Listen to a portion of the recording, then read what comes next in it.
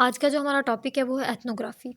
Ethnography basically qualitative research की एक form है और इसमें बेसिकली जो स्टडी की जाती है वो कल्चर है। Study of culture, how people react and interact with others. इसमें एक स्पेसिफिक कम्युनिटी होती है, ऑर्गेनाइजेशन होती है, उनको ऑब्जर्व किया जाता है, उनके बिहेवियर्स को और उनके इंटरेक्शंस अप क्लोज को देखा जाता है। जो एथनोग्राफी है ये रेफर करती है written report of the research. Sorry, जो एथनोग्राफर हैं वो प्रोड्यूस करते हैं अपनी रिसर्च के बाद। ये बड़ा एक फ्लेक्सिबल रिसर्च मेथड है जो आपको अलाउ करता है कि आप किसी भी ग्रुप के बारे में, किसी भी कल्चर के बारे में डीप अंडरस्टैंडिंग हासिल करें। अब सवाल ये है कि what is ethnography used for. Ethnographic research जो है वो बेसिकली ये फील्ड ऑफ एंथ्रोपोलॉजी है जिसमें एंथ्रोपोलॉजिस्ट इन्वॉल्व होते हैं। वो किसी भी ट्राइबल कम्युनिटी के ऊपर रिसर्च करते हैं, लॉन्ग पीरियड उनके साथ गुजारते हैं, उनके कल्चर को अंडरस्टैंड करते हैं और फिर एक रिसर्च लिखते हैं। फॉर एग्जांपल कुछ पार्टिसिपेंट्स होते हैं जो रिसर्च एंथोग्राफी की जो रिसर्च है वो इन्वेस्टिगेट कर रहे हैं फुटबॉल्स फैन को, कॉल सेंटर वर्कर्स को, इसी तरह पुलिस ऑफिसर्स को। तो ये सारी चीज़ें एथनोग्राफी में आ जाती हैं। Advantages of ethnography. एथनोग्राफी के क्या एडवांटेजेस हैं? सबसे पहले ये कि डायरेक्ट एक्सेस देती है किसी भी कल्चर को, यानी कोई भी कल्चर है हम उसे डायरेक्टली अंडरस्टैंड कर सकते हैं उसके अंदर रह के।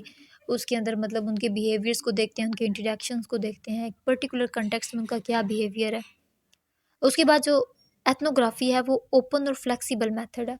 इसमें आप डीपली अंडरस्टैंड कर सकते हैं स्पेसिफिक कल्चर को, आप एक्सप्लोर कर सकते हैं मैनी एस्पेक्ट्स को, उनके ग्रुप को, उनकी सेटिंग्स को सारी। तो ये सारी चीज़ें एडवांटेजेस में आ जाती हैं।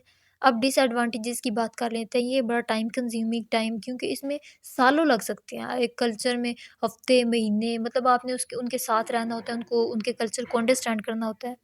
उसके बाद ये हाईली रिस्केबल है, यानी जो ऑब्ज़र्वर की है, जो ऑब्ज़र्वर है उसकी अपनी बायसनेस भी शामिल है, क्योंकि इसमें सब्जेक्टिव इंटरप्रिटेशन आ जाती है तो वो रिस्केबल है।